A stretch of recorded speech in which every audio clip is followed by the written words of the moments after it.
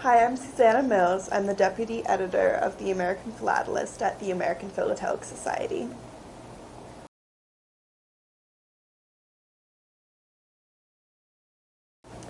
The theme for the July issue was actually a long time coming.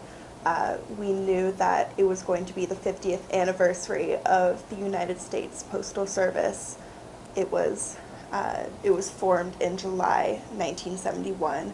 So we were thinking about that kind of thing, but actually we really knew that we wanted to devote an issue to the topic when we spoke to Gordon Morrison after he wrote an article for us in July 2020.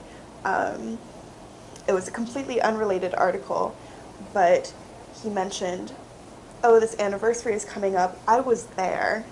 I was working in the Philatelic division of the USPS right as they made that change over. So I was there for that entire change, and I'd love to tell you about it. And so he wrote an article for us on the topic, and it was a perfect fit.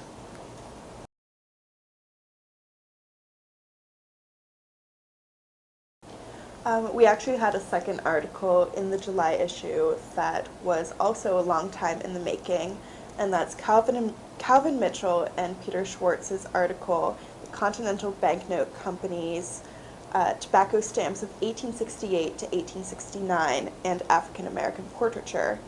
And this article is a kind of spiritual successor to an article that we published in February 2020, and that was called The Earliest Depiction of Black History on U.S. Stamps, approximately.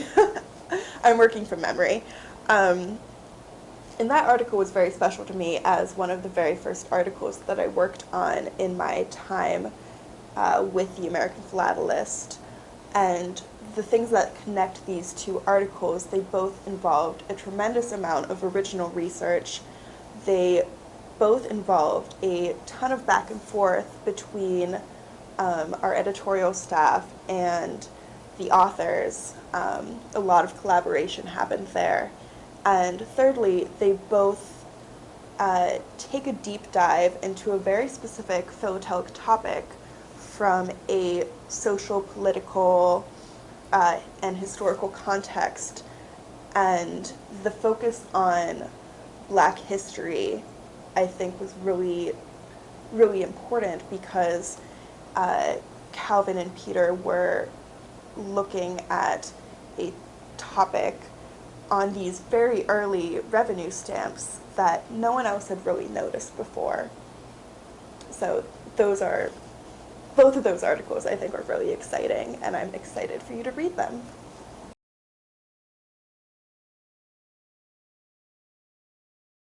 So as I mentioned before, we had an article in the July issue written by Gordon Morrison. And Gordon Morrison was, in the 90s, the Assistant Postmaster General. So Gordon had a lot of experience working with the USPS that he wanted to share for the issue. However, he didn't have a lot of materials that he was able to give us, so he told us when he submitted his article, most of this material I'm sure you could illustrate by going through the APRL archives.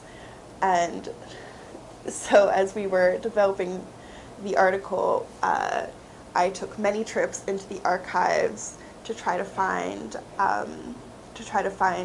posters that he mentioned, material from some of the big international shows that he mentioned, and find things that would really bring his points alive.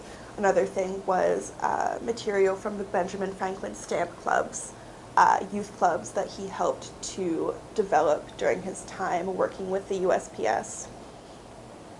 We were working with Gordon Morrison on his article and on another one that he wrote about his own personal stamp collecting, story when he unfortunately passed away in early May. But we decided that the best thing to do would be to honor his legacy and the work that he did by continuing on and publishing both of these articles in his honor.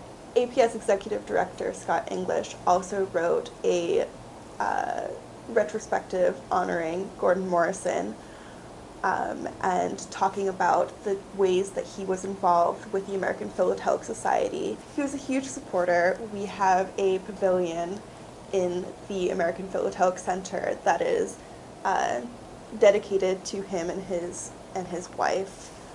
And so it's a really special piece, and we were able to find photos that would illustrate it in the archives as well.